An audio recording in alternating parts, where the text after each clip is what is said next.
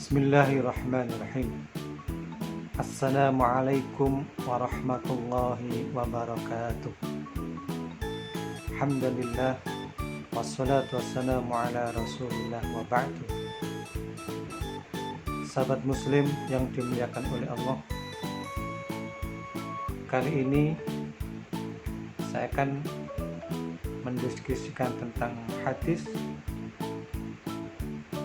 bagaimana seorang wanita atau istri itu akan dengan mudah sekali memasuki surga.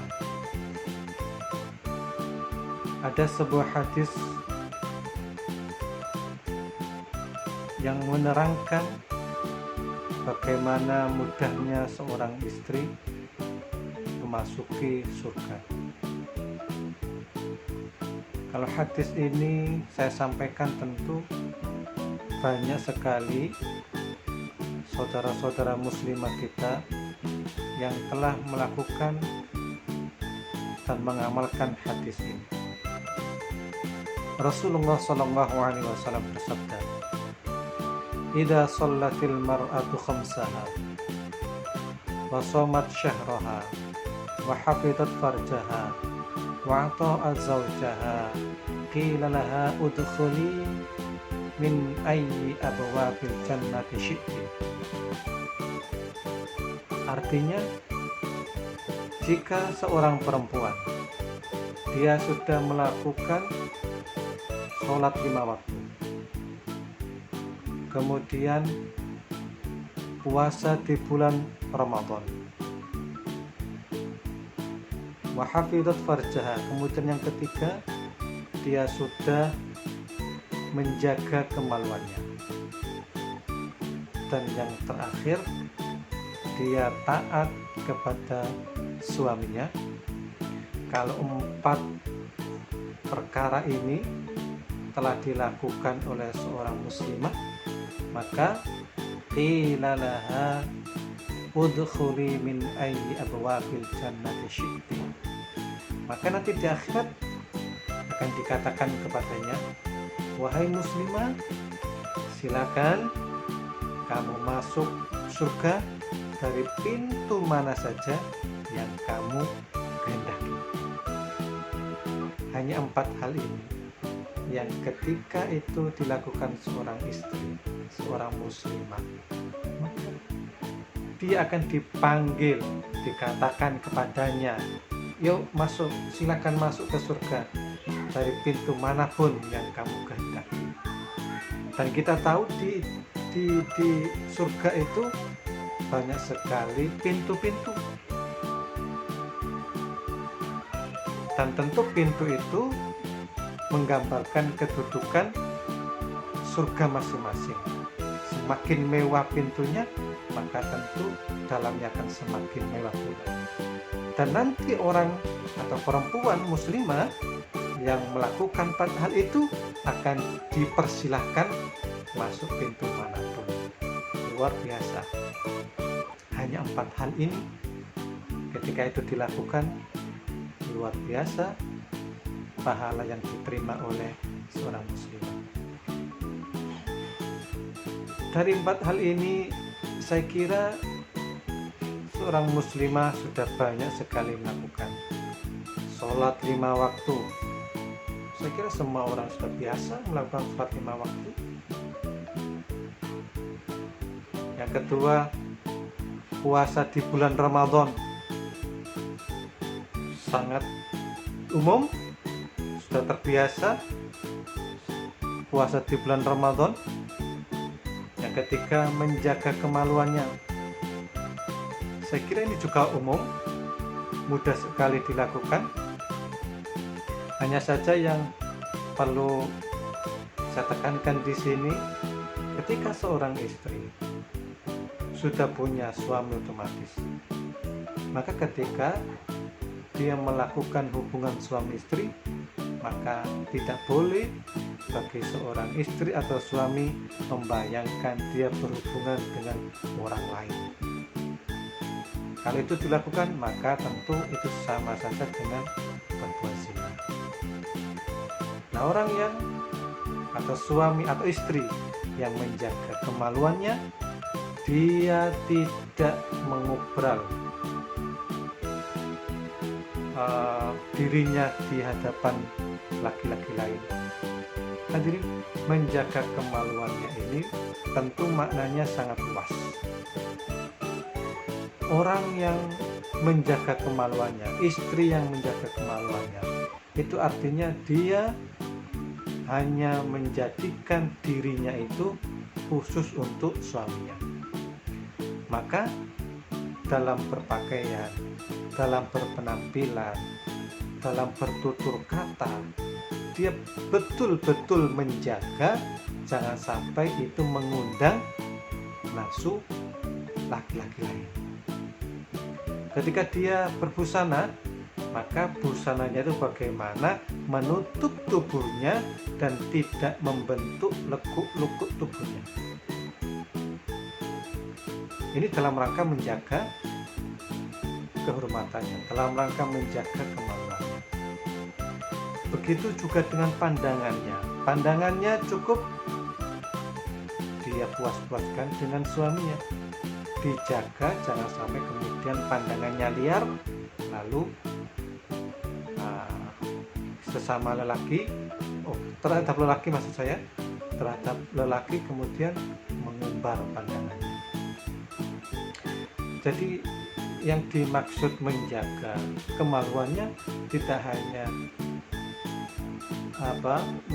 menjaga tidak berhubungan suami istri dengan orang lain, tidak hanya itu saja, tetapi bagaimana menjaga dirinya, menjaga kehormatannya, jangan sampai kemudian orang lain atau laki-laki lain tertarik dengan dirinya gara-gara penampilan dia yang merangsang atau menarik pria lain. Begitu juga dengan ketika suaminya di luar, dia hanya diri sendiri atau sendirian di rumah, maka pantang bagi dia kemudian mengundang laki-laki lain. Kalau ada laki-laki lain yang bertamu, beritahu bahwa suaminya tidak di rumah. Beritahu bahwa tidak baik saya menerima tamu laki-laki, dan seterusnya. Pendek kata, menutup diri, jangan sampai kemudian membuka kesempatan terjadinya perzinahan. Dan yang keempat itu adalah taat kepada suaminya. Nah, sahabat muslim, mungkin di poin ini para istri-istri itu yang sulit untuk dilakukan. Taat kepada suami itu sangat mudah dilakukan ketika suami dalam kondisi yang baik, kondisi yang bagus, baik dari kondisi ekonominya, kondisi kesehatannya, kondisi badannya. Kalau suami ekonominya bagus, kaya raya, apapun yang diminta istri dipenuhi, bisa dipenuhi, maka suami atau istri sangat mudah untuk taat. Tetapi ketaatan itu akan mendapat ujian ketika kondisi suami tidak sesuai dengan yang diharapkan. Umpamanya, ketika kondisi suami ekonominya lagi turun, ekonominya lagi jatuh umpamanya, lalu dicampur lagi dengan kondisi kesehatannya yang terganggu, maka disitulah letak ujian ketaatan yang sebenarnya bagi sang istri. Atau umpamanya ketika di akhir bulan, bagi suaminya yang bekerja di kantoran yang gajinya bulanan, maka ketika di akhir bulan mendekati, ya kita istilahkan bulan tanggal tua umpamanya, maka apakah berubah ketaatan seorang istri ataukah tidak? Nah, di situ letak ujiannya. Kalau dia sang istri itu ketaatannya tidak berkurang, baik dalam kondisi ekonomi mapan, kondisi kesehatan suami bagus, kemudian dia masih taat, masih menganggap suaminya sebagai al-qawamun, sebagai pemimpin dia, apapun yang dikehendaki suami dituruti asal tidak bermaksiat kepada Allah. Nah, maka disitulah istri benar-benar seorang istri yang taat kepada suami, dan itu kalau dilakukan maka surga akan menanti dia. Jadi hadirin, istri itu semakin taat kepada suami maka semakin besar pahalanya. Semakin istri itu memuaskan suami, ya, pelayanan kepada suaminya itu semakin memuaskan.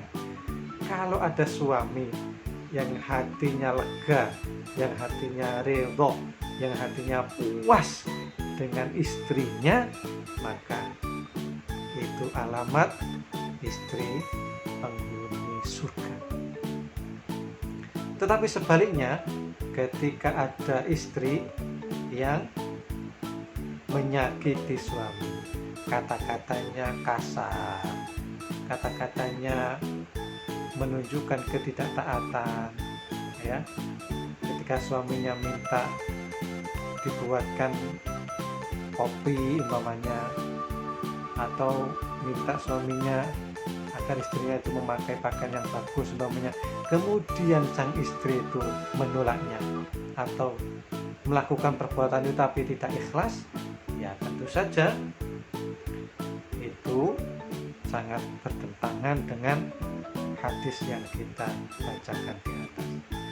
Maka sekali lagi, kalau ada istri melakukan sholat 5 waktu, melaksanakan puasa di bulan Ramadan, menjaga kehormatannya, taat kepada suami dalam kondisi apapun suaminya, maka sang istri ini dipastikan akan dipanggil oleh surga, dipersilakan masuk surga dari pintu manapun yang dia kenal.